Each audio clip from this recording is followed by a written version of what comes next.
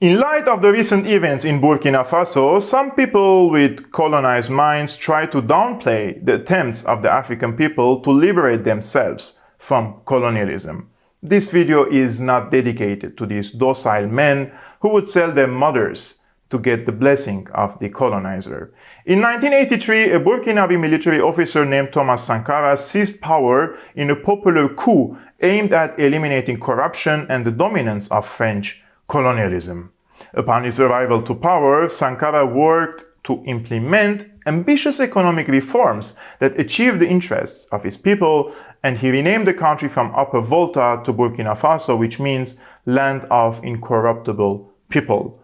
Sankara's foreign policy centered around anti-imperialism, avoiding foreign aid, and avoiding the power and influence of the International Monetary Fund, IMF.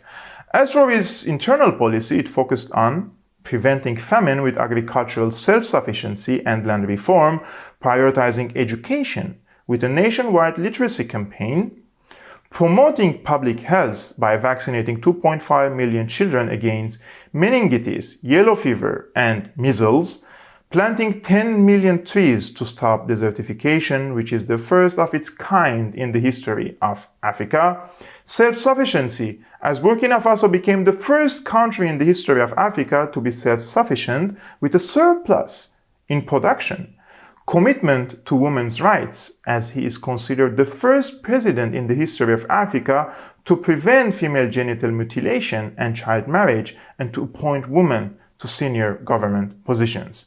While these policies made Sankara an icon not only in his country but in the entire African continent, leaders of some tribes who had lost their ancient privileges and who had the upper hand in Africa were alienated from his policies.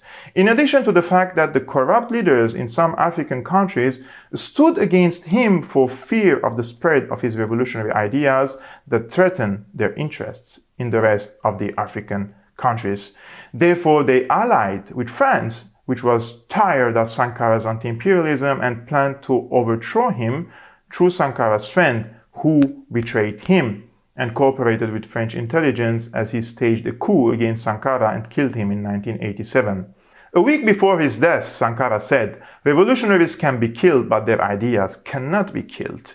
A year after Sankara's murder, Ibrahim Traoré was born, who seems destined to repeat history. In October 2022, Officer Traore seized power in a popular coup whose goal is again to eliminate corruption and the dominance of French colonialism. Traore promised his people to hold democratic elections in July 2024. Among Traore's first steps was the appointment of Kielem de Tambela as prime minister, who began his job with 50% salary cuts for government ministers, emphasizing that Burkina Faso cannot develop outside the line drawn by Thomas Sankara.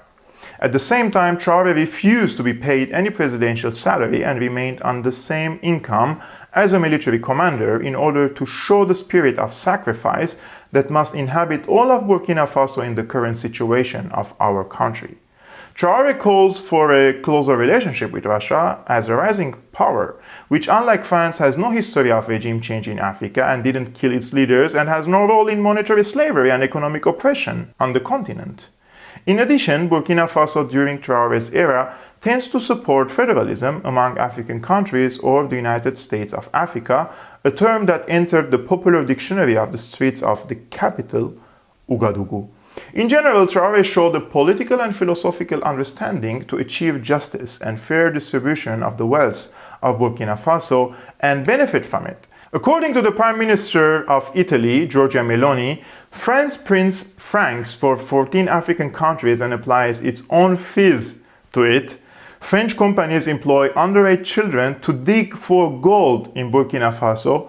France demands that the earnings of 50% of everything Burkina Faso exports end up in the coffers of the French treasury. Based on the foregoing, isn't France a de facto colonial power in Africa that warrants a revolution against it? The murderers of Thomas Sankara, Patrice Lumumba, Kwame Nkrumah, Muammar Gaddafi, and a long list of African leaders in order to continue plundering the rich continent and keeping its people poor can in no way or shape be a friend or ally of Africa and the Middle East. And whoever thinks otherwise is a slave, and the slave who doesn't revolt doesn't deserve pity as Ibrahim Traoré said at the Russia-Africa Summit. Emmanuel Macron ci ha definiti vomitevoli, cinici, irresponsabili. E qui la stampa italiana a dire, hai visto che ha detto Macron, che siamo irresponsabili. Vergogna.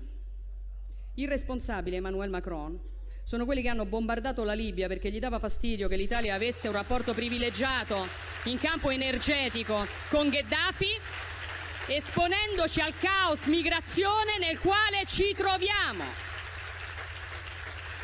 Cinici Emmanuel Macron sono i francesi che mandano la gendarmerie a rispedire indietro qualunque immigrato tenti di passare il confine a Ventimiglia.